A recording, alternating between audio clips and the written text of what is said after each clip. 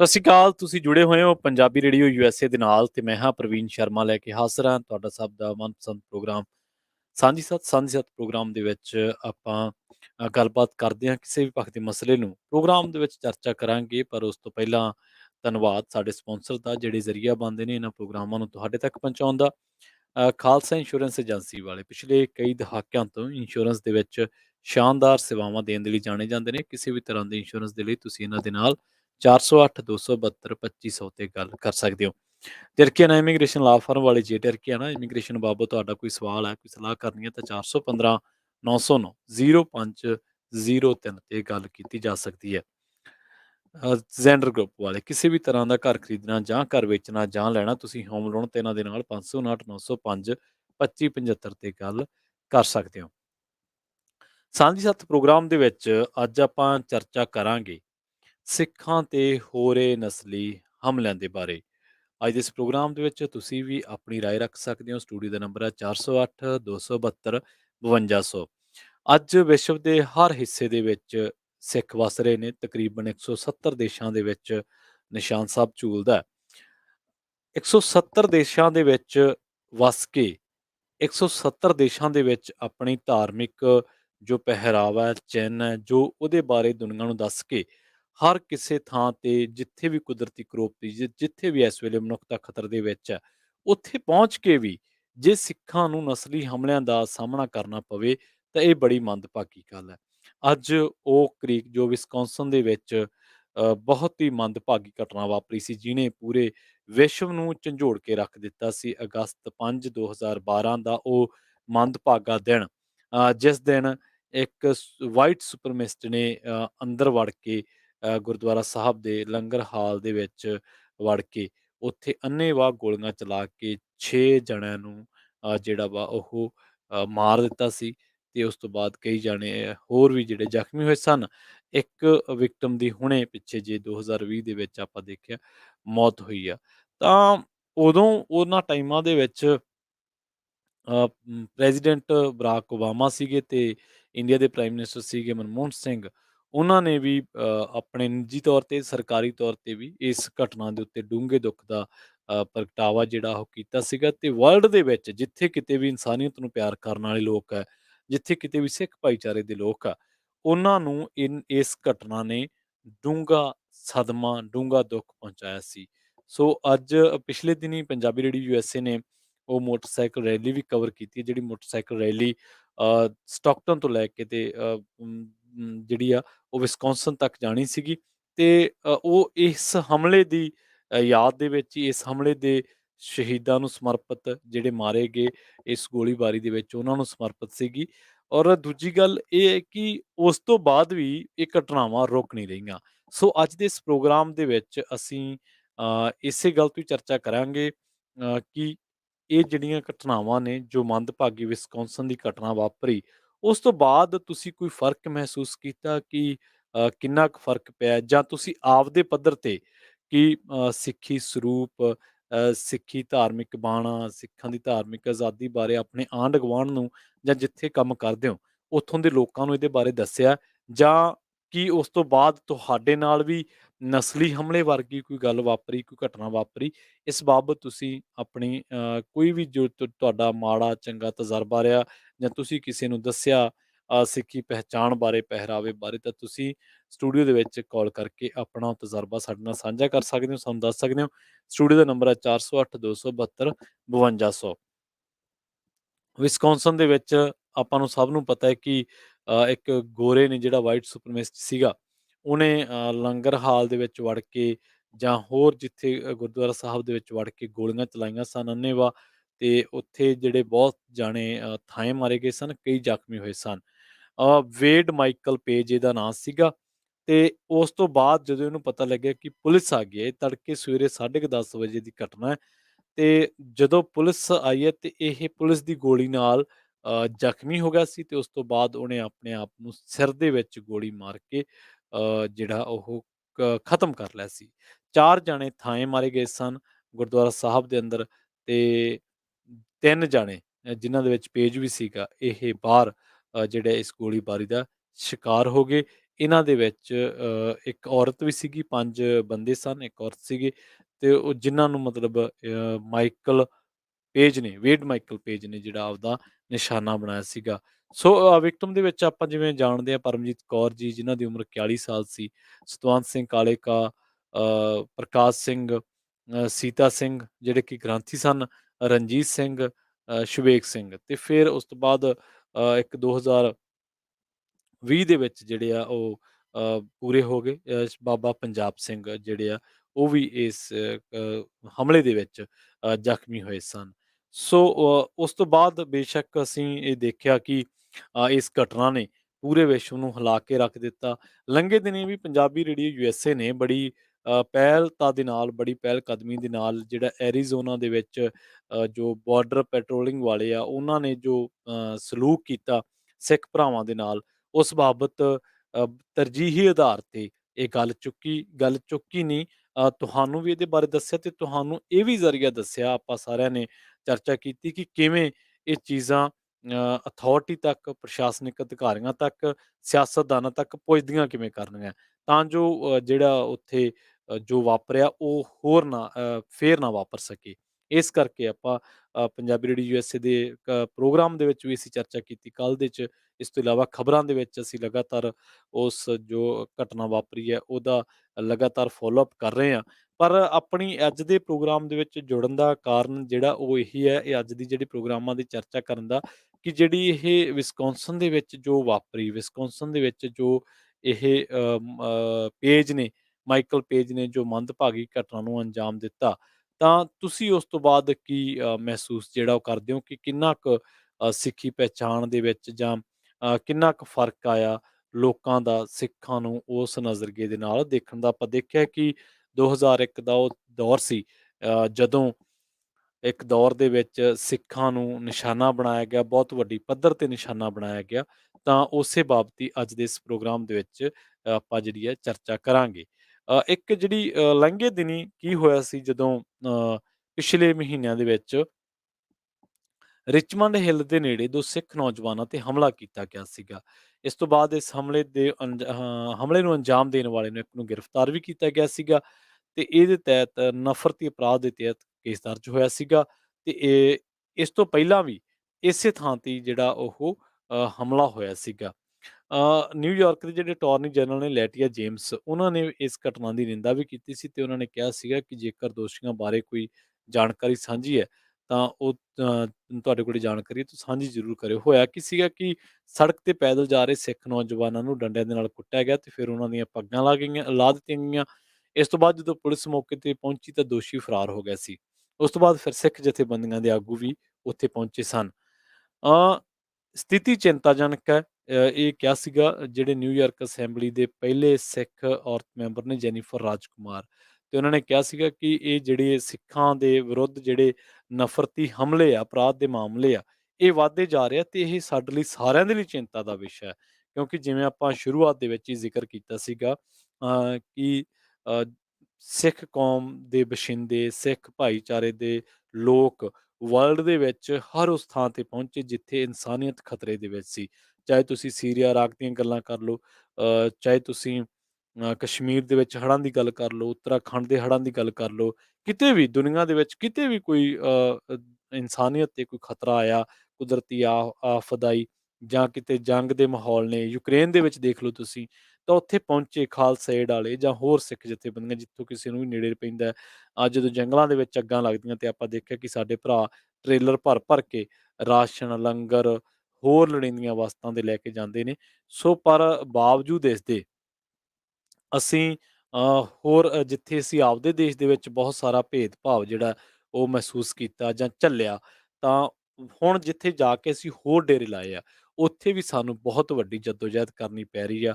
ਦੱਸਣਾ ਪੈ ਰਿਹਾ ਕਿ ਜਿਹੜੇ ਅਸੀਂ ਸਿੱਖ ਹਾਂ ਤਾਂ ਸਿੱਖ ਕੌਣ ਨੇ, ਸਿੱਖ ਦਾ ਕਿਰਦਾਰ ਕੀ ਹੈ।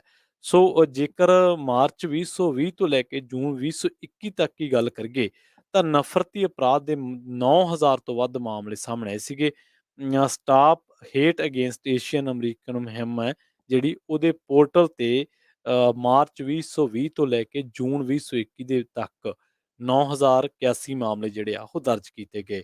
2020 ਦੇ ਵਿੱਚ ਇਹਨਾਂ ਦੀ ਗਿਣਤੀ 4548 ਸੀ ਤੇ 2021 ਦੇ ਵਿੱਚ ਇਹਨਾਂ ਦੀ ਗਿਣਤੀ 4533 ਸੀ। 2020 ਦੇ ਵਿੱਚ ਨਫ਼ਰਤੀ ਅਪਰਾਧ ਦੇ ਮਾਮਲਿਆਂ ਦੇ ਜਿਹੜੇ ਵੱਧਦੇ ਗਏ ਮਾਮਲੇ ਜਦੋਂ ਵੱਧਦੇ ਗਏ ਤਾਂ ਇਹਦੇ ਮੱਦੇਨਜ਼ਰ ਫਿਰ ਅਮਰੀਕੀ ਏਜੰਸੀ FBI ਨੂੰ ਕੁਝ ਮਾਮਲਿਆਂ ਦੀ ਜਾਂਚ ਕਰਨ ਦੇ ਲਈ ਵੀ ਕਿਹਾ ਸੀਗਾ।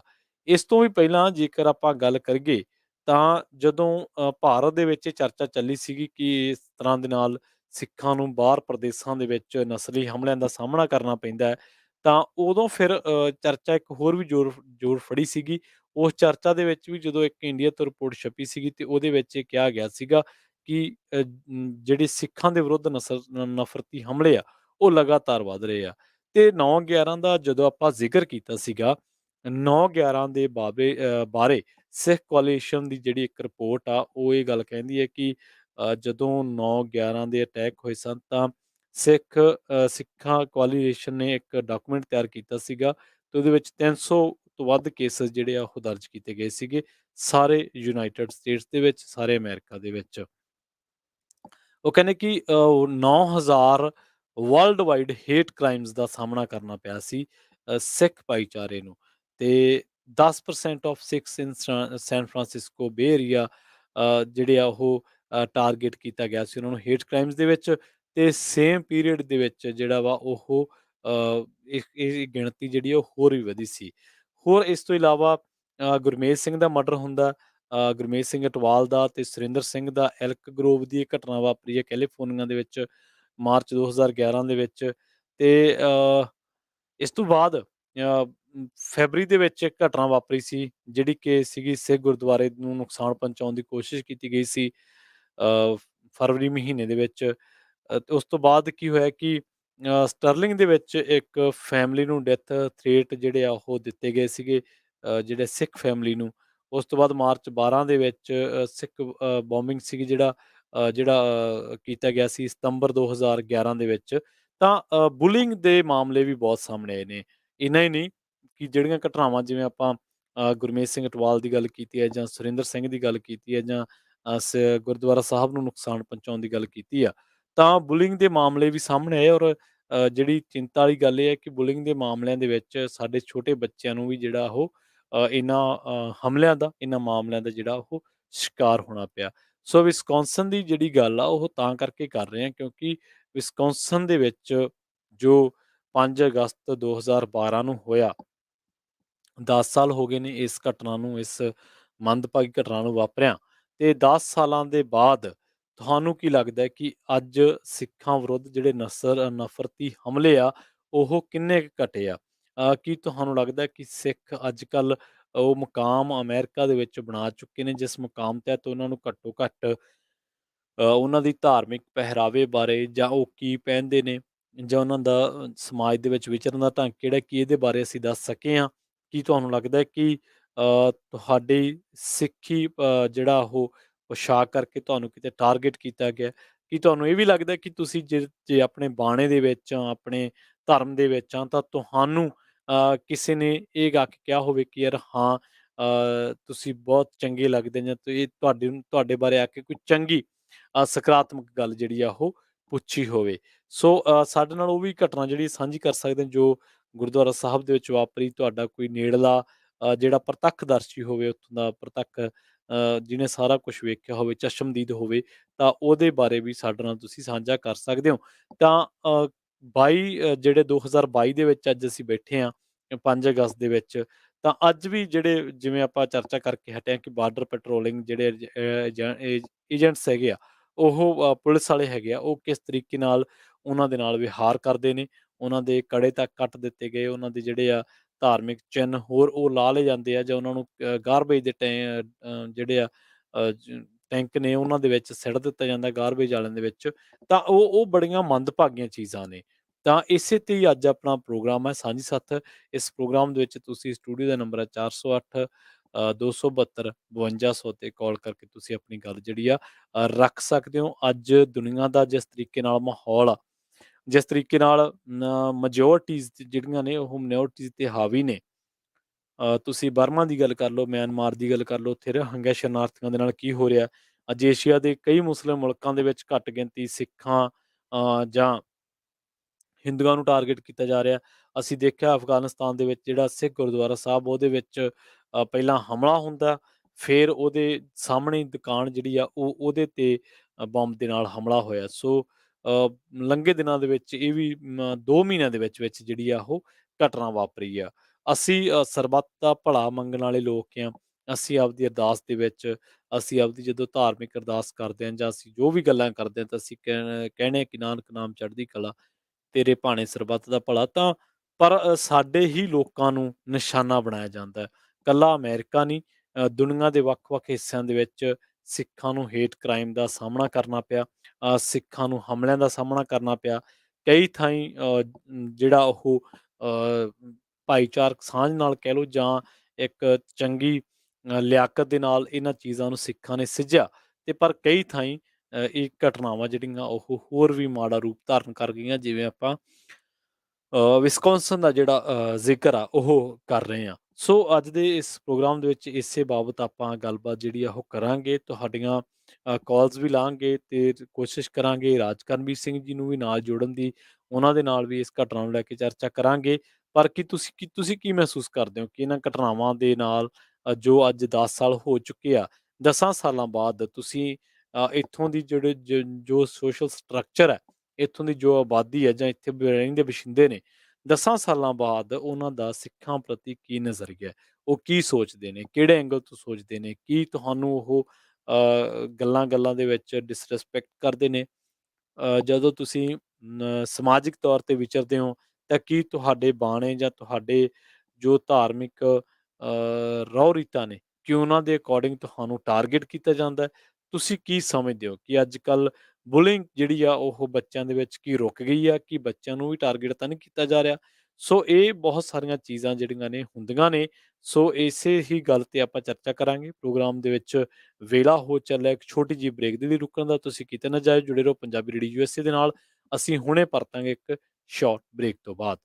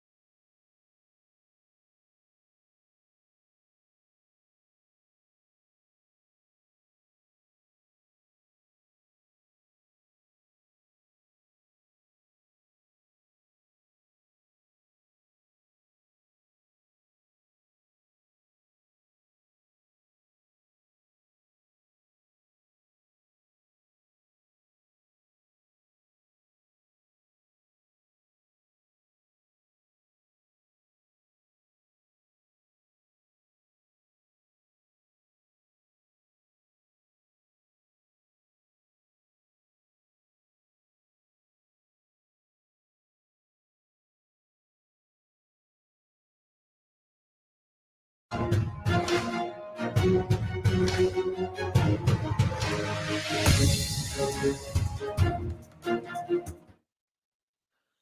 ਤੋਂ ਬਾਅਦ ਇੱਕ ਵਾਰ ਮੁੜ ਤੋਂ ਤੁਹਾਡਾ ਸਾਰਿਆਂ ਦਾ ਸਵਾਗਤ ਹੈ ਪ੍ਰੋਗਰਾਮ ਸਾਂਝੀ ਸਾਥ ਦੇ ਵਿੱਚ। ਤੁਸੀਂ ਜੁੜੇ ਹੋਏ ਹੋ ਪੰਜਾਬੀ ਰੇਡੀਓ ਯੂਐਸਏ ਦੇ ਨਾਲ ਤੇ ਮੈਂ ਹਾਂ ਪ੍ਰਵੀਨ ਸ਼ਰਮਾ।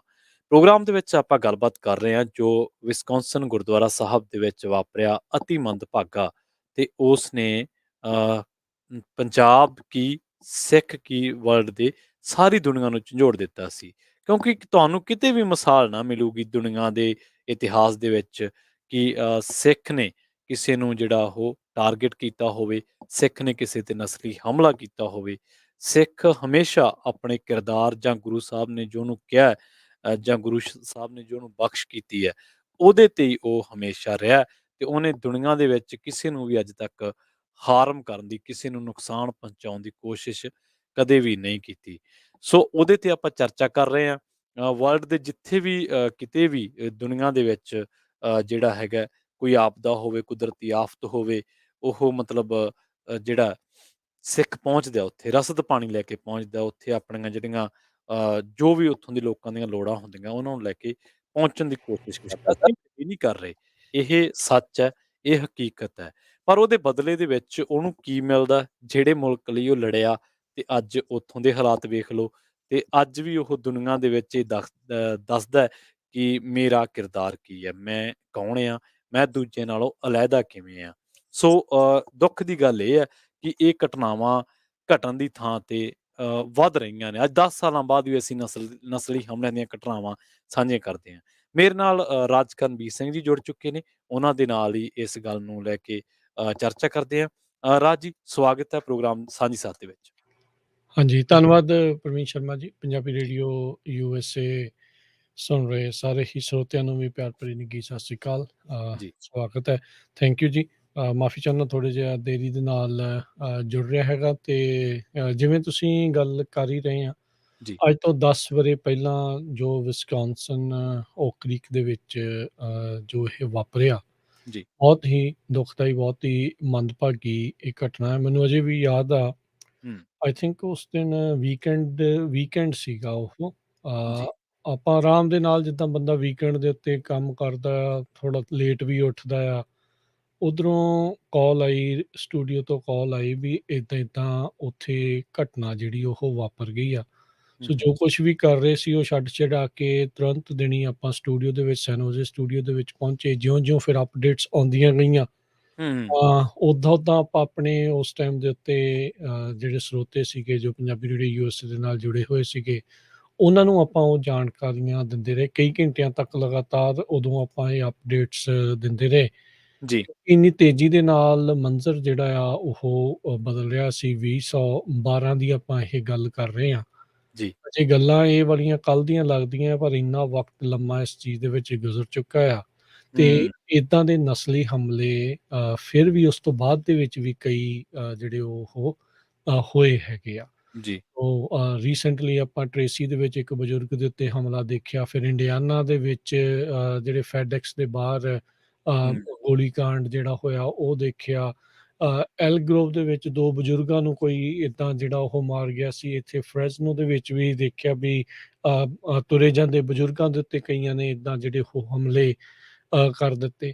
ਸੋ ਹੂੰ ਇਹ ਜਿਹੜੇ ਸ਼ਦਾਈ ਅਜਿਹੇ ਸਨਕੀ ਬੰਦੇ ਆ, ਉਹ ਤਾਂ ਦੇਖੋ ਦੁਨੀਆ ਦੇ ਵਿੱਚ ਕਦੀ ਵੀ ਮੁੱਕਣੇ ਨਹੀਂ। ਉਹ ਪਹਿਲੋਂ ਵੀ ਰਹੇ, ਉਹ ਹੁਣ ਵੀ ਹੈਗੇ ਆ ਤੇ ਆਉਣ ਵਾਲੇ ਸਮੇਂ ਦੇ ਵਿੱਚ ਵੀ ਇਹੋ ਜਿਹੇ ਸ਼ਦਾਈ ਬੰਦੇ ਰਹਿਣੇ ਆ, ਜਿਹੜੇ ਇਹ ਸੋਚਦੇ ਆ ਵੀ ਖੌਰੇ ਸਾਡੇ ਤੋਂ ਚੰਗਾ ਤੇ ਸਾਡੇ ਤੋਂ ਵਧੀਆ ਜਿਹੜੀ ਜੀ ਨਸਲ ਆ ਉਹ ਕੋਈ ਨਹੀਂ ਹੈਗੀ।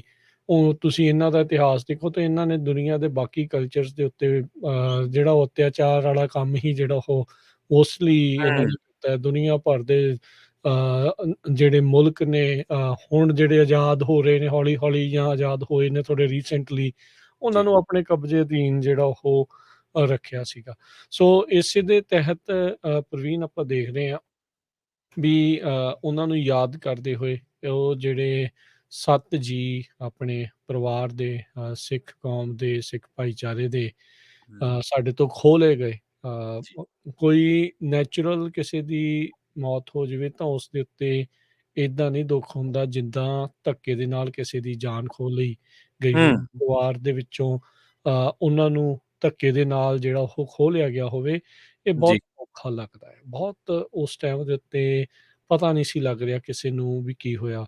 ਬਲਬੀਰ ਸੋਢੀ ਹੁਣਾਂ ਤੋਂ ਬਾਅਦ ਦੇ ਵਿੱਚ ਇਹ ਅਜਿਹੀ ਵੱਡੀ ਵਾਰਦਾਤ ਪੈਂਦੀ ਸੀਗੀ। 9/11 ਤੋਂ ਬਾਅਦ 'ਚ 2001 ਤੋਂ ਬਾਅਦ 'ਚ ਹੇਟ ਜੀ। ਕ੍ਰਾਈਮ ਦਾ ਸ਼ਿਕਾਰ ਹੋਣ ਵਾਲੇ ਪਹਿਲੇ ਜਿਹੜੇ ਸ਼ਖਸ ਆ ਉਹ ਬਣੇ ਸੀ ਬਲਬੀਰ ਸਿੰਘ ਸੋਢੀ, ਜੋ ਕਿ ਐਰੀਜ਼ੋਨਾ ਦੇ ਵਿੱਚ ਇੱਕ ਗੈਸ ਸਟੇਸ਼ਨ ਦੇ ਉੱਤੇ ਕੰਮ ਕਰ ਰਹੇ ਸੀ।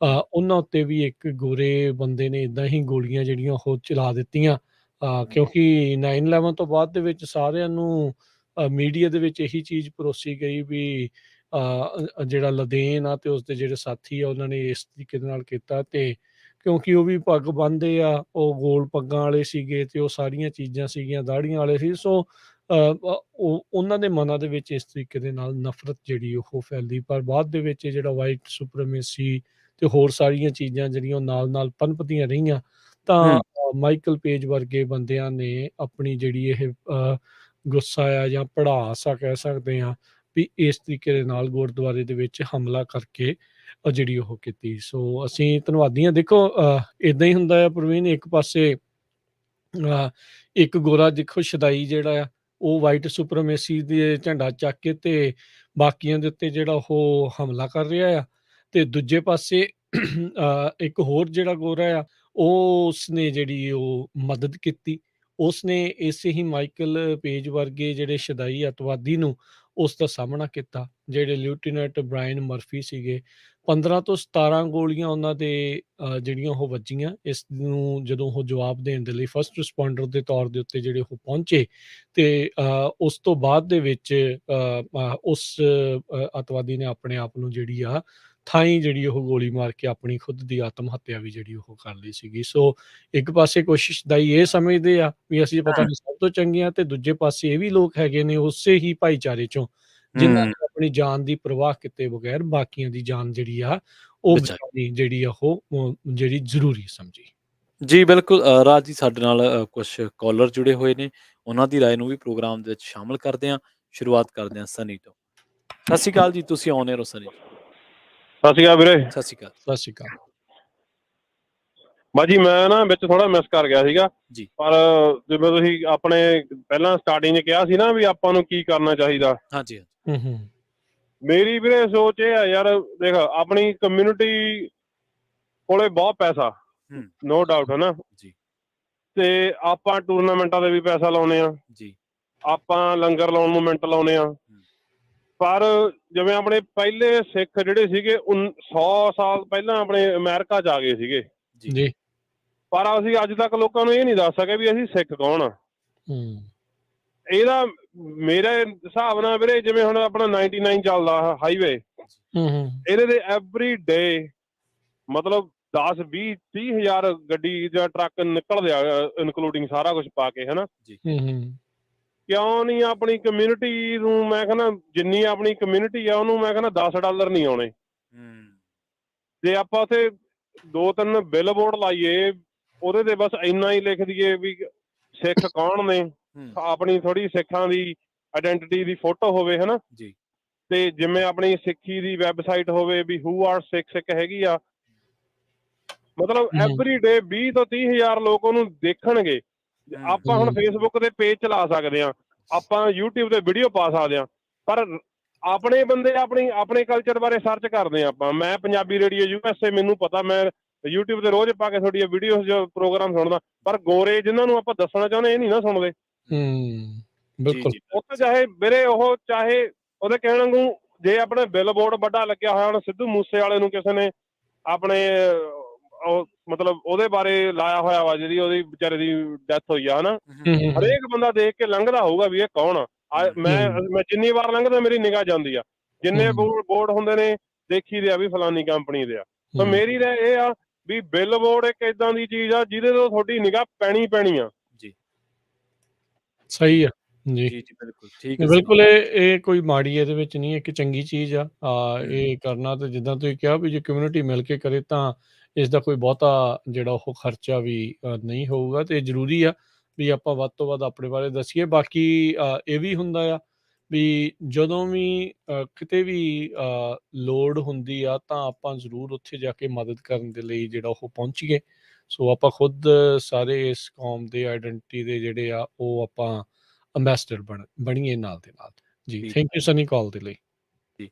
ਸਾਡੇ ਅਗਲੇ ਕਾਲਰ ਨੇ ਜੀ ਅਮਰਜੀਤ ਸਿੰਘ। ਸਤਿ ਸ਼੍ਰੀ ਅਕਾਲ ਜੀ, ਤੁਸੀਂ ਆਉਣੇ ਰਹੋ।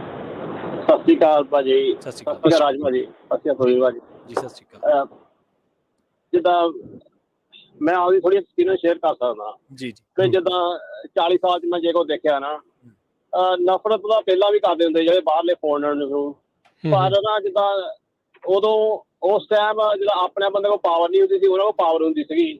ਸੋ ਉਸ ਹਿਸਾਬ ਨਾਲ ਜਿੱਦਾਂ ਧੱਕਾ ਕਰਦੇ ਹੁੰਦੇ ਸੀਗੇ, ਜਿੱਦਾਂ ਬਈ ਆਪਣੇ ਬੰਦੇ ਨਵੇਂ ਆਏ ਸੀ ਉਦੋਂ, ਨਾਲੇ ਆਪਣੀ ਆਬਾਦੀ ਵੀ ਥੋੜੀ ਵਧਣ ਲੱਗ ਪਈ ਸੀਗੀ ਉਸ ਟਾਈਮ ਲੱਗ 80s ਵਿੱਚ ਜੀ ਨਾ। ਸੋ ਨਫ਼ਰਤ ਤਾਂ ਪਹਿਲਾਂ ਤੋਂ ਆ ਨਾ, ਜਿਹਨਾਂ ਚ ਦਿਲਾਂ ਚ ਨਾ ਨਫ਼ਰਤ ਆ ਹੋਰਾਂ ਨੇ ਜਿਹੜੇ ਮਿਨੋਰਟੀ ਆ, ਪਰ ਜਿਹੜੀ ਹੁਣ ਨਫ਼ਰਤ ਆ ਇਹ ਵੱਖਰੀ ਆ। ਇਹ ਜਿਹੜੀ ਨਫ਼ਰਤ ਆ ਮੈਂ ਬਿਲੀਵ ਕਰਦਾ ਜਦੋਂ ਆਪਣੇ ਬੰਦੇ ਹੁਣ ਆਬਾਦੀ ਵੀ ਜ਼ਿਆਦਾ ਹੋ ਗਈ ਇੱਥੇ ਜੀ ਤੇ ਤਰੱਕੀ ਵੀ ਕੀਤੀ ਆ ਬਹੁਤ ਨਾ ਪਿਛਲੇ 10-20 ਸਾਲਾਂ ਚ। ਸੋ ਉਹ ਗੱਲ ਤੋਂ ਉਹ ਖੁਸ਼ ਨਹੀਂ ਜਿੱਦਾਂ ਉਹ ਸੋਚਦੇ ਆ ਵੀ ਇਹ ਬਾਹਰਲੇ ਆਣ ਕੇ ਤਰੱਕੀ ਕਰੀ ਜਾਂਦੇ ਆ ਵੀ ਅਸੀਂ ਪਿੱਛੇ ਰਹੀ ਜਾਂਦੇ ਆ ਜੀ। ਉਹਨਾਂ ਨੂੰ ਇਹ ਨਹੀਂ ਪਤਾ ਵੀ ਜਿਹੜੇ ਬਾਹਰਲੇ ਆ ਮਿਹਨਤ ਵੀ ਜ਼ਿਆਦਾ ਕਰਦੇ ਆ, ਕੰਮ ਵੀ ਜ਼ਿਆਦਾ ਕਰਦੇ ਆ। ਸੋ ਉਸ ਨਜ਼ਰ ਨਾਲ ਦੇਖਦੇ ਆ ਵੀ ਇਹ ਸਾਡੇ ਦੇਸ਼ ਜਾਣ ਕੇ ਬਈ ਇਹ ਟੇਕ ਓਵਰ ਕਰੀ ਜਾਂਦੇ ਆ। ਸੋ ਜਿਹੜੀ ਹੁਣ ਨਫ਼ਰਤ ਆ ਇਹ ਨਫ਼ਰਤ ਲੀਡ ਕਰਦੀ ਆ ਵਾਇਲੈਂਸ ਨੂੰ। ਹਨਾ ਅੱਗੇ ਹੁੰਦੀ ਸੀ ਨਫ਼ਰਤ ਕਰਦੇ ਹੁੰਦੇ ਤੇ ਸਿੱਖਾਂ ਨੂੰ ਹਿੰਦੂ ਕਹਿੰਦੇ ਹੁੰਦੇ ਸੀਗੇ, ਯੂ ਹਿੰਦੂ ਨਾ, ਏਦਾਂ ਹੋਰ ਨਿੱਕੀਆਂ ਗੱਲਾਂ ਏਦਾਂ।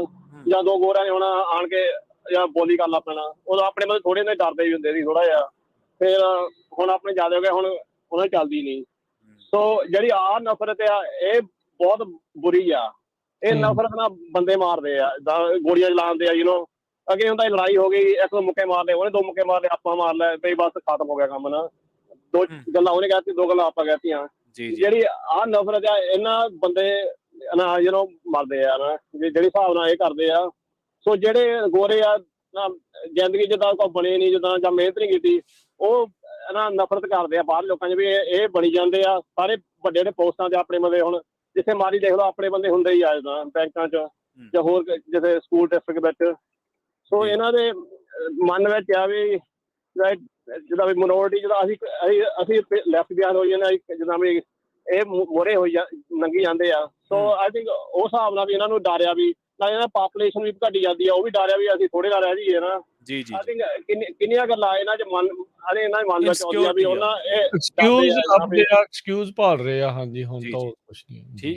ਹਾਂਜੀ ਜਿੱਦਾਂ ਹੁਣ ਆਪਾਂ ਸਾਰੇ ਹਨਾ ਬਾਹਰ ਆਉਂਦੇ ਆ, ਆਪਾਂ ਆਈ ਵੁੱਡ ਸੇ 95% ਆਪਾਂ ਇਲੀਗਲੀ ਆਉਂਦੇ ਆ ਨਾ, ਮੇਬੀ 5% ਵੋਟਰ ਟਾਪ ਕੇ ਆਉਂਦੇ ਹੋਗੇ। ਆਪਾਂ ਸਾਰੇ ਪਰਮਿਸ਼ਨ ਲੈ ਕੇ ਆਏ ਆ ਇੰਡੀਆ ਤੋਂ ਨਾ, ਬਈ ਇਹਨਾਂ ਦਾ ਪਰਮਿਸ਼ਨ ਵੀ ਅਸੀਂ ਆ ਸਕਦੇ ਜਾਂ ਨਹੀਂ ਆ ਸਕਦੇ। ਆਪਾਂ ਜਿਹੜੇ ਧੱਕੇ ਨਾਲ ਆਏ ਆ ਨਾ ਤੇ ਆਪਾਂ ਮਿਹਨਤ ਕਰਦੇ ਆ ਇੱਥੇ। ਆਹ ਨੂੰ ਜਿਹੜਾ ਇਹਨਾਂ ਦੀ ਮਨ ਵਿੱਚ ਕੀ ਆ ਵੀ ਇਹ ਗਲਤ ਆਉਂਦੇ ਆ।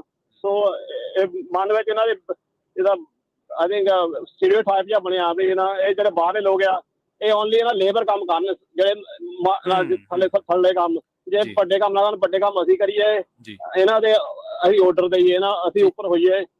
ਲਾਈਕ ਹੁਣ ਜਿਹੜੇ ਕੰਟਰੀ 'ਚ ਆਪਾਂ ਆਏ ਆ 2nd 3rd ਜਨਰੇਸ਼ਨ, ਉਹਨਾਂ ਨੇ ਤਾਂ ਤਰੱਕੀ ਕਰਨੀ ਆ ਹੌਲੀ ਹੌਲੀ ਨਾ, ਮਿਹਨਤ ਕਰਕੇ। ਪਹਿਲੇ ਜਨਰੇਸ਼ਨ ਨੇ ਬਹੁਤ ਮਿਹਨਤ ਕੀਤੀ ਹੈ ਨਾ।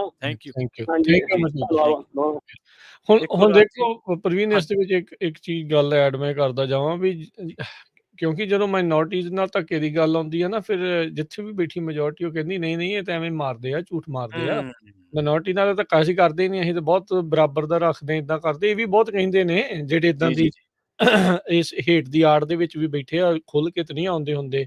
ਉਹਦਾ ਵੀ ਜੇ ਤੁਹਾਨੂੰ ਲੱਗਦਾ ਵੀ ਮਾਈਨੋਰਟੀ ਦੇ ਨਾਲ ਧੱਕਾ ਨਹੀਂ ਤਾਂ ਫਿਰ ਡਰਦੇ ਕਿਉਂ ਆ? ਜੇ ਤੁਸੀਂ ਆਪ ਮਾਈਨੋਰਟੀ ਜੇ ਬਾਈ ਚਾਂਸ ਬਣ ਵੀ ਜਾ ਰਹੇ ਹੋ ਪਾਪੂਲੇਸ਼ਨ ਦੇ ਆਧਾਰ ਤੇ, ਜੇ ਤੁਸੀਂ ਮਾਈਨੋਰਟੀ ਤੋਂ ਡਰ ਕਾਹਦਾ? ਫਿਰ ਡਰ ਕਾਹਦਾ ਜੇ ਮਿਨੋਰਟੀ ਬਣ ਵੀ ਜਾਂਦੇ ਆ ਤੁਸੀਂ, ਹਨਾ? ਉਹ ਨਹੀਂ ਉਹ ਜਿਹੜੀ ਗੱਲ ਹੈਗੀ। ਇੱਕ ਜਿਹੜਾ ਸਨੀ ਨੇ ਐਗਜ਼ਾਮਪਲ ਦਿੱਤਾ ਸੀਗਾ ਵੀ ਆਪਾਂ ਇਹ ਕਰੀਏ, ਮੈਂ ਤਾਂ ਉਹਦੇ ਵਿੱਚ ਇੱਕ ਚੀਜ਼ ਹੋਰ ਐਡ ਕਰਨਾ ਚਾਹੁੰਦਾ। ਹੁਣ ਦੇਖੋ ਲੱਖਾਂ ਦੇ ਹਿਸਾਬ ਦੇ ਨਾਲ ਆਪਣੇ ਜਿਹੜੇ ਆ ਲੋਕਾਂ ਦੇ ਟਰੱਕ ਚੱਲਦੇ ਆ, ਟ੍ਰੇਲਰ ਚੱਲਦੇ ਆ। ਉਹ ਮੈਂ ਨਾ ਵੀ ਤੁਰਦੇ ਫਿਰਦੇ ਬਿੱਲ ਬੋਰਡ ਤਾਂ ਤੁਸੀਂ ਸਾਰੇ ਹੀ ਬਣਾ ਸਕਦੇ ਆ।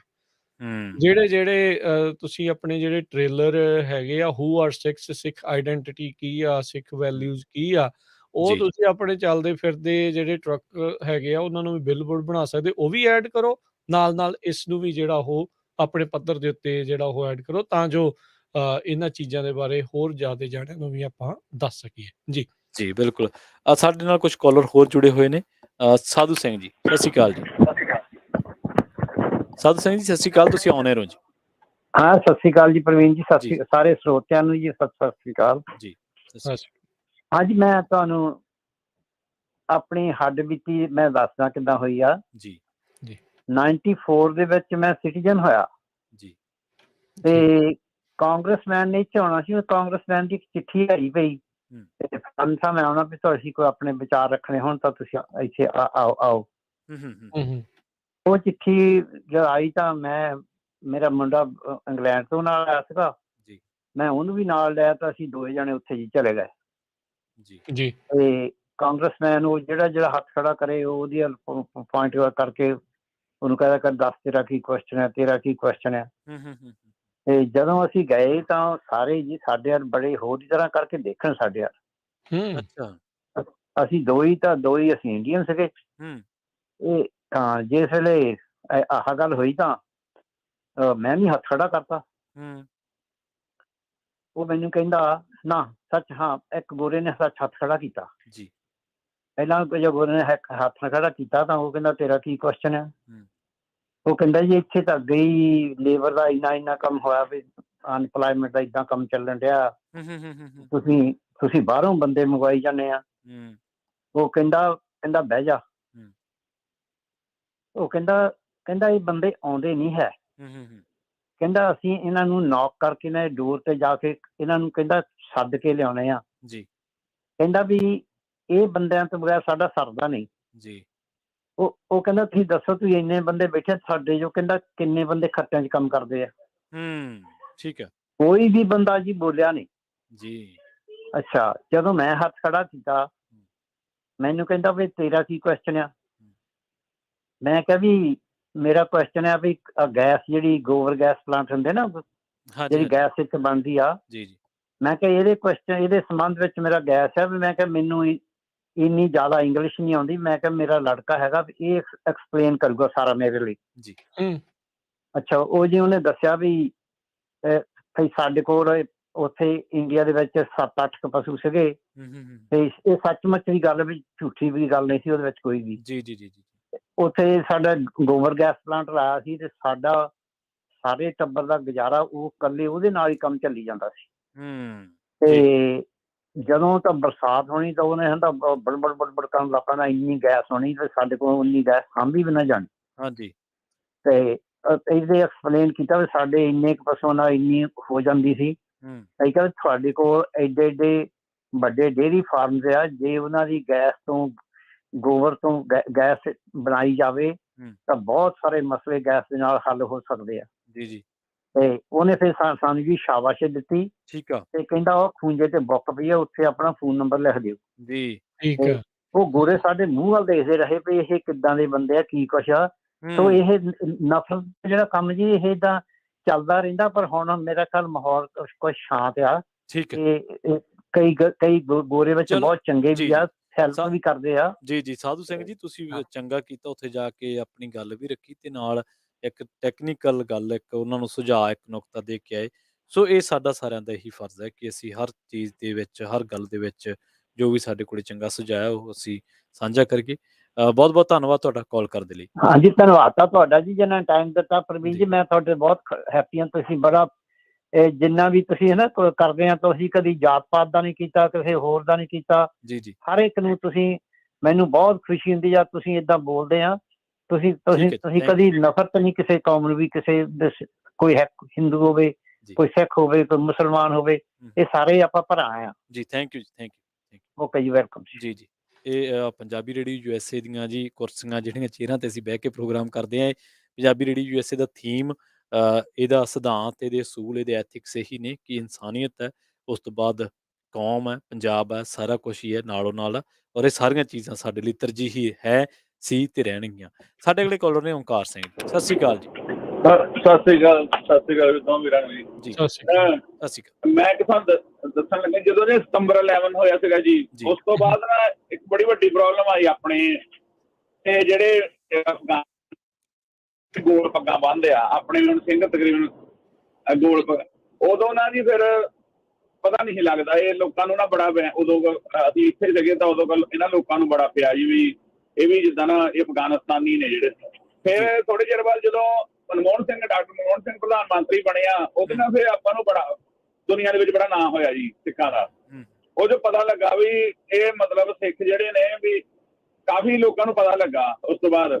ਬਾਕੀ ਹੌਲੀ ਹੌਲੀ ਹੁਣ ਕਾਫੀ ਏਦਾਂ ਪਤਾ ਲੱਗ ਰਿਹਾ। ਬਾਕੀ ਜਿਹੜਾ ਸਨੀ ਬਾਈ ਕਹਿ ਕੇ ਗਏ ਆ, ਮੈਂ ਐਗਰੀ ਆ। ਜਿੱਦਾਂ ਇਹਦਾ ਇੱਕ ਬੋਰਡ ਲੱਗਾ ਹੋਇਆ ਟਲੈਨੋ ਦੇ ਕੋਲ ਡਾਕਟਰ ਸਿੰਘ ਦਾ ਜੀ, ਹੈਨਾ, ਉਹ ਅਸੀਂ ਜਦੋਂ ਲੰਘਦੇ ਆ ਦੇਖ ਕੇ ਲੰਘਦੇ। ਹੁਣ 99 ਦੇ ਲਾਗੇ, ਸ਼ਾਹ ਦੇ ਲਾਗੇ, ਮੂਸੇ ਵਾਲੇ ਦਾ ਲਗਾਇਆ। ਮਤਲਬ ਜਦੋਂ ਹਮੇਸ਼ਾ ਨਿਗਾਹ ਪੈਂਦੀ ਆ, ਜੇ ਮੰਨ ਲਓ ਆਪਣੀ ਇੰਨੀ ਕਮਿਊਨਿਟੀ ਆ ਜੇ 2-4 ਵੀ ਜਿਹਦੇ ਉੱਤੇ, ਜਿੱਦਾਂ ਇੱਕ ਪਿੱਛੇ ਜੀ ਬੱਬੂ ਮਾਨ ਦਾ ਸ਼ੋਅ ਹੋਣਾ ਸੀ ਤਾਂ ਉੱਥੇ ਸ਼ਾਹ ਐਵੇਨਿਊ ਤੋਂ ਲਾਇਆ ਹੋਇਆ ਸੀ, ਉਹ ਡਿਜੀਟਲ ਚੱਲਦਾ ਸੀਗਾ ਸਕਰੀਨ, ਹੈਨਾ। ਜੇ ਏਦਾਂ ਕੋਈ ਲੱਗੇ ਹੋਣ, ਜੇ ਮਤਲਬ ਹੈਗਾ ਤਾਂ ਉਦਮ ਹੀ ਆ। ਬਾਕੀ ਭਾਈ ਇਹ ਮਤਲਬ ਇੱਕ ਨਾ ਮੇਰਾ ਕਾਲਾ ਫਰੈਂਡ ਸੀਗਾ, ਬਲੈਕ ਫਰੈਂਡ, ਉਹਨੇ ਇੱਕ ਦਿਨ ਮੈਨੂੰ ਕਿਹਾ, ਪਤਾ ਨਹੀਂ ਉਹਨੇ ਕਿੱਥੋਂ ਪੜ੍ਹਿਆ, ਮੈਨੂੰ ਕਹਿੰਦਾ ਤੁਸੀਂ ਤਾਂ ਕਹਿੰਦਾ ਤਲਵਾਰ ਚੋਂ ਪੈਦਾ ਹੋਈ ਕੌਮ ਹੋ, ਹੈਨਾ। ਮੈਨੂੰ ਕਹਿੰਦਾ ਵੀ ਉਹਨੇ ਜਿੱਦਾਂ ਮੈਨੂੰ ਪਹਿਲਾਂ ਸਮਝ ਨਾ ਆਈ, ਮੈਂ ਕਿਹਾ ਕੀ ਕਹਿਣਾ ਤੂੰ? ਕਹਿੰਦਾ ਵੀ ਤੁਸੀਂ, ਤੁਹਾਡੀ ਜਿਹੜੀ ਕੌਮ, ਜਿਹੜਾ ਰਿਲੀਜਨ ਆ, ਇਹ ਬਾਹਲਾ ਪੁਰਾਣਾ ਨਹੀਂ ਹੈਗਾ, ਤੁਸੀਂ ਤਾਂ ਮਤਲਬ ਤਲਵਾਰ ਦੇ ਵਿੱਚੋਂ ਪੈਦਾ ਹੋਏ ਹੋ, ਹੈਨਾ। ਮਤਲਬ ਉਹਨੂੰ ਕਿਸੇ ਨੇ ਦੱਸਿਆ ਜਾਂ ਉਸ ਤੋਂ ਮੈਂ ਪੜ੍ਹਿਆ, ਹੈਨਾ। ਮਤਲਬ ਇਸ ਹਿਸਾਬ ਨਾਲ ਜਿੱਦਾਂ ਸਨੀ ਭਾਈ ਕਹਿ ਕੇ ਗਿਆ, ਗੱਲ ਬਾਬੀ ਦੀ ਠੀਕ ਆ, ਤੇ ਪਰ ਗੱਲ ਹੈ ਵੀ ਜੇ ਹੁਣ ਆਪਾਂ 71 ਹੋ ਗਏ ਤਾਂ ਕੋਈ ਪਤਾ ਕਰੀਏ ਤਾਂ ਚੰਗੀ ਗੱਲ ਹੈ। ਚੰਗਾ ਜੀ, ਥੈਂਕ ਯੂ ਜੀ। ਠੀਕ ਹੈ ਜੀ ਓਂਕਾਰ ਜੀ, ਬਹੁਤ ਬਹੁਤ ਧੰਨਵਾਦ ਜੀ।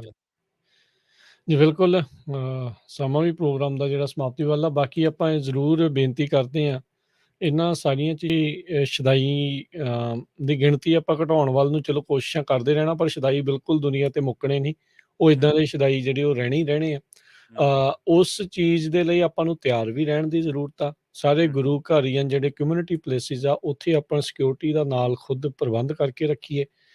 ਜਿਹੜੇ ਗੁਰੂ ਘਰ ਦੇ ਪ੍ਰਬੰਧਕ ਆ ਉਹ ਇਸ ਚੀਜ਼ ਦੇ ਵੱਲ ਦੇਖਣ, ਜਿਹੜੇ ਕੰਸੀਲਡ ਕੈਰੀ ਪਰਮਿਟਸ ਹੁੰਦੇ ਆ ਉਸ ਦੇ ਵੱਲ ਨੂੰ ਦੇਖਣ, ਕਿਉਂਕਿ ਪੁਲਿਸ ਨੇ ਤਾਂ ਕਾਲ ਕਰਨ ਤੋਂ ਬਾਅਦ ਦੇ ਵਿੱਚ ਕੁਛ ਮਿੰਟਾਂ ਬਾਅਦ ਆਉਣਾ ਆ। ਉਹਨੇ ਦੇਰ ਨੂੰ ਜੇ ਕੋਈ ਇੱਦਾਂ ਦਾ ਸ਼ਦਾਈ ਆਇਆ ਹੋਵੇ ਤਾਂ ਉਸਨੂੰ ਜਵਾਬੀ ਕਾਰਵਾਈ ਕਰਨ ਦੇ ਲਈ ਉੱਥੇ ਕੁਛ ਨਾ ਕੋਈ ਮੌਜੂਦ ਹੋਣਾ ਚਾਹੀਦਾ ਆ। ਨਾਲ ਦੇ ਨਾਲ ਉਹ ਚੀਜ਼ ਦੀ ਆਪਾਂ ਨੂੰ ਧਿਆਨ ਰੱਖਣਾ ਚਾਹੀਦਾ ਆ। ਤੇ ਬਾਕੀ ਆਪਣੀ ਆਇਡੈਂਟੀ ਬਾਰੇ ਦੱਸਣ ਦੇ ਲਈ ਚੰਗੀ ਗੱਲ ਆ। ਜਸਟ ਬਿਕੋਜ਼ ਅਫਗਾਨਿਸਤਾਨ ਦੇ ਵਿੱਚ ਕੁਛ ਲੋਕਾਂ ਨੇ ਅਮਰੀਕਾ ਦੇ ਉੱਤੇ ਹਮਲਾ ਕੀਤਾ ਸੀ, ਇਹਦਾ ਮਤਲਬ ਇਹ ਨਹੀਂ ਵੀ ਉਹਨਾਂ ਦੇ ਵੀ ਉਹ ਸਾਰੇ ਮਾੜੇ ਹੀ ਹੋਣਗੇ। ਤੇ ਆਪਾਂ ਆਪਣੇ ਆਪ ਨੂੰ ਬਚਾਉਣ ਲਈ ਕਹੀਏ ਵੀ ਨਹੀਂ ਜੀ ਉਹ ਮੁਸਲਮਾਨ ਆ, ਹੇਟ ਉਹਨੂੰ ਕਰੋ, ਨਹੀਂ ਹੇਟ ਕਿਸੇ ਨੂੰ ਨਾ ਕਰੋ ਭਾਈ। ਜਿਹੜਾ ਕਮਲਾ ਹੈ ਉਹ ਤਾਂ ਕਮਲਾ ਹੀ ਆ। ਹੁਣ ਜਿਹੜੇ ਗੋਰੇ ਨੇ ਕੀਤਾ ਤਾਂ ਇਹ ਥੋੜ੍ਹੀ ਆਪਾਂ ਸਾਰੇ ਗੋਰਿਆਂ ਨੂੰ ਹੇਟ ਕਰਾਂਗੇ। ਜੇ ਕਿਸੇ ਦੇ ਨਾਲ ਕਿਸੇ ਮੈਕਸੀਕਨ ਮੂਲ ਦੇ ਜਾਂ ਕਾਲੇ ਮੂਲ ਦੇ ਨੇ ਕੁਛ ਕੀਤਾ ਹੈ ਤਾਂ ਮਤਲਬ ਇਹ ਥੋੜ੍ਹੀ ਤੁਸੀਂ ਸਾਰਿਆਂ ਦੇ ਨਾਲ ਉੱਦਾਂ ਹੇਟ ਕਰੋਗੇ। ਫਿਰ ਤਾਂ ਆਪਾਂ ਵੀ ਉਸੇ ਵਹਿਣ ਦੇ ਵਿੱਚ ਹੀ ਜਿਹੜਾ ਉਹ ਆਪਾਂ ਵਹਿ ਜਾਣਾ ਆ। ਤੇ ਆਪਾਂ ਉਹ ਚੀਜ਼ ਨਹੀਂ ਜਿਹੜੀ ਉਹ ਕਰਨੀ। ਆਪਾਂ ਜਿਹੜੀ ਦੁਨੀਆ ਆ ਇੱਥੇ ਆ, ਆਪਾਂ ਇਹਦੇ ਵਿੱਚ ਪਿਆਰ ਇਤਫਾਕ ਵਧਾਉਣ ਵਾਲੀਆਂ ਗੱਲਾਂ ਇਸ ਦੇ ਵਿੱਚ ਕਰਨੀਆਂ ਆ, ਆਪਣੇ ਪੱਧਰ ਦੇ ਉੱਤੇ ਕੋਸ਼ਿਸ਼ਾਂ ਕਰਨੀਆਂ ਆ। ਤੇ ਬਾਕੀ ਜਿੰਨੇ ਵੀ ਇਸ ਵੀਕਐਂਡ ਦੇ ਉੱਤੇ ਜਿੰਨੇ ਵੀ ਗੁਰੂ ਘਰ ਅਮਰੀਕਾ ਦੇ ਵਿੱਚ, ਦੁਨੀਆ ਭਰ ਦੇ ਵਿੱਚ ਜਿੱਥੇ ਵੀ ਆ, ਅਸੀਂ ਸਾਰਿਆਂ ਦੇ ਪ੍ਰਬੰਧਕਾਂ ਨੂੰ, ਸਾਰਿਆਂ ਨੂੰ ਇਹੀ ਬੇਨਤੀ ਕਰਦੇ ਹਾਂ ਵੀ ਇਸ ਵੀਕਐਂਡ ਦੇ ਉੱਤੇ ਇਹਨਾਂ ਜਿਹੜੀਆਂ ਵਿਛੜੀਆਂ ਰੂਹਾਂ ਨੂੰ ਅਰਦਾਸਾਂ ਦੇ ਵਿੱਚ ਯਾਦ ਕਰੀਏ, ਇਹਨਾਂ ਪਰਿਵਾਰਾਂ ਨੂੰ ਜਿਹੜਾ ਉਹ ਯਾਦ ਕਰੀਏ। ਇਹਨਾਂ ਦੀ ਯਾਦ ਦੇ ਵਿੱਚ ਰਿਮੈਂਬਰੈਂਸ ਵਿਜਲ, ਕੈਂਡਲ ਲਾਈਟ ਵਿਜਲਸ ਸਾਰੇ ਪਾਸੇ ਜਿਹੜਾ ਉਹ ਕਰੀਏ। ਇਹ ਵੀ ਜਿਹੜਾ ਉਹ ਜਤਾਈਏ ਵੀ ਅਸੀਂ ਵੀ ਇਸ ਚੀਜ਼ ਨੂੰ ਭੁੱਲੇ ਨਹੀਂ ਹੈਗੇ ਤੇ ਆਪਾਂ ਇਹਨਾਂ ਨੂੰ ਯਾਦ ਕਰਦੇ ਹਾਂ। ਇੱਦਾਂ ਦੀ ਚੀਜ਼ ਮੁੜ ਕੇ ਕਦੀ ਨਾ ਵਾਪਰੇ, ਇਸੇ ਦੀ ਜਿਹੜੀ ਉਹ ਆਪਾਂ ਅਰਦਾਸ ਕਰਦੇ ਹਾਂ। ਸੋ ਇਹ ਚੀਜ਼ਾਂ ਵੱਲ ਨੂੰ ਜਿਹੜਾ ਉਹ ਧਿਆਨ ਦੇਈਏ। ਹੋਰ ਆਊਟਰੀਚ ਜਿਹੜੀ ਆਪਣੀ ਕਮਿਊਨਿਟੀ ਵੱਲੋਂ, ਆਪਣੀ ਭਾਈਚਾਰੇ ਵੱਲੋਂ ਜਿਹੜੀ ਆ ਬਾਕੀਆਂ ਦੇ ਨਾਲ ਹੱਥ ਮਿਲਾ ਕੇ ਚੱਲਣ ਵਾਲੀ, ਉਹਨਾਂ ਨੂੰ ਆਪਣੇ ਬਾਰੇ ਦੱਸਣ ਵਾਲੀ, ਉਹ ਸਾਰੀਆਂ ਚੀਜ਼ਾਂ ਨੂੰ ਜਿਹੜਾ ਆ ਉਹ ਇਸ ਨੂੰ ਹੋਰ ਵੱਡੇ ਪੱਧਰ ਦੇ ਉੱਤੇ ਉਦਮਾਂ ਦੇ ਨਾਲ ਅੱਗੇ ਵਧਾਈਏ। ਜੀ ਬਿਲਕੁਲ। ਸਾਡੇ ਪਿਛਲੇ ਪ੍ਰੋਗਰਾਮ ਦੇ ਵਿੱਚ ਵੀ ਇੱਕ ਜਦੋਂ ਸਾਂਝੀ ਸਾਥ ਦੇ ਵਿੱਚ ਆਪਾਂ ਚਰਚਾ ਕੀਤੀ ਸੀ ਆਪਣੀ ਪਹਿਚਾਣ ਬਾਰੇ, ਸਿੱਖੀ ਬਾਰੇ, ਤੇ ਇੱਕ ਮਾਤਾ ਜੀ ਹੋਰੇ ਦੱਸ ਕੇ ਗਏ ਸੀਗੇ ਕਿ ਉਹਨਾਂ ਨੂੰ ਇੱਕ ਜਦੋਂ ਸਕੂਲ ਜਾਂਦੇ ਸੀ ਤਾਂ ਉਹ ਗੇਟ ਕੀਪਰ, ਹਾਂਜੀ, ਬਾਸਕਟਬਾਲ ਦੀ ਗੇਮ ਕਰਾਉਣ ਜਾਂਦੇ ਸੀ ਉਹਦੇ ਪੋਤੇ ਨੂੰ, ਤੇ ਉਹ ਜਿਹੜਾ ਗੇਟ ਕੀਪਰ ਸੀਗਾ ਉਹ ਉਹਨਾਂ ਨੂੰ ਮਤਲਬ ਸਤਿ ਸ੍ਰੀ ਅਕਾਲ ਜਿਹੜੀ ਆ ਕਰਦਾ ਸੀਗਾ। ਇਸੇ ਤੱਕ ਹੋਰ ਵੀਰ ਜੁੜੇ ਸੀ, ਉਹਨਾਂ ਨੇ ਦੱਸਿਆ ਸੀਗਾ ਵੀ ਮੈਂ ਲਾਈਨ 'ਚ ਲੱਗਿਆ ਖੜਾ ਸੀ ਤੇ ਮੈਨੂੰ ਕਿਸੇ ਨੇ ਆ ਕੇ ਪੁੱਛਿਆ ਵੀ ਹਾਂ ਭਾਈ ਤੁਸੀਂ ਦੱਸੋ ਵੀ ਹਨਾ ਆਪਦੇ ਬਾਰੇ, ਤਾਂ ਉਹ ਕਹਿੰਦੇ ਵੀ ਮੈਂ ਦੱਸਿਆ। ਤੇ ਚਲੋ ਇਹ ਸਗੋਂ ਸੋਹਣੀਆਂ ਉਦਾਹਰਨਾਂ ਨੇ। ਕਦੇ ਵੀ ਆਪਦਾ ਜੇ ਕਿਸੇ ਨੇ ਪੁੱਛਦਾ, ਉਹਦੀ ਵੀ ਆਪਾਂ ਇਹੀ ਗੱਲ ਕਰਦੇ ਸੀਗੇ ਉਸ ਦਿਨ ਵੀ, ਟੈਂਪਰ ਲੂਜ਼ ਨਾ ਕਰੋ, ਸ਼ਾਲੀਨਤਾ ਕਦੇ ਵੀ ਤੁਹਾਨੂੰ ਜਿਹੜੀ ਆ ਛੱਡਣੀ ਨਹੀਂ ਚਾਹੀਦੀ ਛੇਤੀ ਕਿਤੇ। ਫਿਰ ਜੇ ਕੋਈ ਅਗਲਾ ਹੀ ਹਥਿਆਰਬੰਦ ਹੋ ਗਿਆ ਤੇ ਫਿਰ ਤਾਂ ਚਲੋ ਮੌਕੇ ਤੇ ਕਈ ਵਾਰੀ ਕਿਵੇਂ ਤੇ ਕਈ ਵਾਰੀ ਕਿਵੇਂ ਹਾਲਾਤ ਜਿਹੜੇ ਆ ਉਹ ਬਣ ਜਾਂਦੇ ਆ। ਅੱਜ ਦੇ ਪ੍ਰੋਗਰਾਮ ਦਾ ਮੰਤਵ ਜੋ ਉਸ ਸਿਰਫਿਰੇ ਅੱਤਵਾਦੀ ਦਾ ਸ਼ਿਕਾਰ ਹੋਏ, ਮਾਈਕਲ ਵੇਡ ਪੇਜ ਦਾ ਹਮਲੇ ਦਾ ਸ਼ਿਕਾਰ ਹੋਏ, ਉਹਨਾਂ ਨੂੰ ਸ਼ਰਧਾਂਜਲੀਆਂ ਦੇਈਏ ਆਪਾਂ। ਪ੍ਰਮਾਤਮਾ ਉਹਨਾਂ ਨੂੰ ਆਪਣੇ ਚਰਨਾਂ ਦੇ ਵਿੱਚ ਨਿਵਾਸ ਬਖਸ਼ੇ ਤੇ ਉਹਨਾਂ ਦੇ ਪਰਿਵਾਰਾਂ ਨੂੰ ਇਸ ਅਣਹੋਣੀ ਤੋਂ ਜਿਹੜਾ ਸਦਮਾ ਲੱਗਿਆ ਉਹ ਝੱਲਣ ਦਾ ਬਲ ਬਖਸ਼ੇ। ਅੱਗੇ ਇਹ ਘਟਨਾਵਾਂ ਨਾ ਵਾਪਰਨ, ਇਸ ਕਰਕੇ ਆਪਾਂ ਸਾਰੇ ਸਿਰ ਜੋੜ ਕੇ ਦੇਖੋ ਬਹੁਤ ਸਾਰੇ ਸਾਡੇ ਸਮਾਗਮ ਹੁੰਦੇ ਰਹਿੰਦੇ ਨੇ, ਇਹਦੇ 'ਚ ਕੋਈ ਦੋ ਰਾਏ ਨਹੀਂ। ਦੁਨੀਆ ਦੇ ਵੱਖ-ਵੱਖ ਹਿੱਸਿਆਂ ਦੇ ਵਿੱਚ ਹੁਣ ਸਾਡੀ ਪਹੁੰਚ ਆ, ਦੁਨੀਆ ਦਾ ਕੋਈ ਕੋਨਾ ਨਹੀਂ ਜਿੱਥੇ ਅਸੀਂ ਪਹੁੰਚ ਨਹੀਂ ਸਕਦੇ ਇਸ ਟਾਈਮ। ਪਰ ਇਹ ਜੋ ਸਾਡਾ ਫਾਈਨਾਂਸ ਦਾ ਇੱਕ ਐਸਪੈਕਟ ਆ, ਜਿੱਧਰੋਂ ਅਸੀਂ ਮਜ਼ਬੂਤ ਹਾਂ, ਸਮਰੱਥ ਹਾਂ, ਤਾਂ ਅਸੀਂ ਇਹਨਾਂ ਚੀਜ਼ਾਂ ਨੂੰ ਇਹਨਾਂ ਨਾਲ ਵੀ ਜੋੜ ਕੇ ਵੀ ਆਪਦੇ ਫਾਈਨਾਂਸ ਦੇ ਵਿੱਚੋਂ ਕੁਛ ਹਿੱਸੇ, ਕੁਝ ਗੱਲਾਂ ਅਸੀਂ ਇੱਧਰ ਨੂੰ ਸਮਰਪਿਤ ਕਰੀਏ, ਤਾਂ ਜੋ ਸਾਡੀਆਂ ਨਸਲਾਂ ਨੂੰ ਇਹ ਦੱਸਣਾ ਨਾ ਪਵੇ ਕਿ ਅਸੀਂ ਕੌਣ ਆ। ਇੰਨੀ ਕੁ ਅਸੀਂ ਜ਼ਰੂਰ ਕਾਰਜ ਸਾਨੂੰ ਜਿਹੜੇ ਆ ਕਰਨੇ ਚਾਹੀਦੇ ਆ। ਜੀ, ਜੀ, ਤੇ ਹੁਣ ਲਈਏ ਜੀ ਫਿਰ ਇਜਾਜ਼ਤ। ਜੀ, ਪ੍ਰਵੀਨ ਜੀ, ਮਿਲਦੇ ਹਾਂ ਅਗਲੀ ਵਾਰ, ਤੇ ਜੀ। ਸਾਡੇ ਵੱਲੋਂ ਤੁਹਾਨੂੰ ਸਭ ਨੂੰ ਪਿਆਰ ਭਰੀ ਸਤਿ ਸਤਿ ਸ਼੍ਰੀ ਅਕਾਲ। ਸ੍ਰੀ ਅਕਾਲ। ਸੁਣਦੇ ਰਹੋ, ਦੇਖਦੇ ਰਹੋ ਪੰਜਾਬੀ ਰੇਡੀਓ ਯੂਐਸ।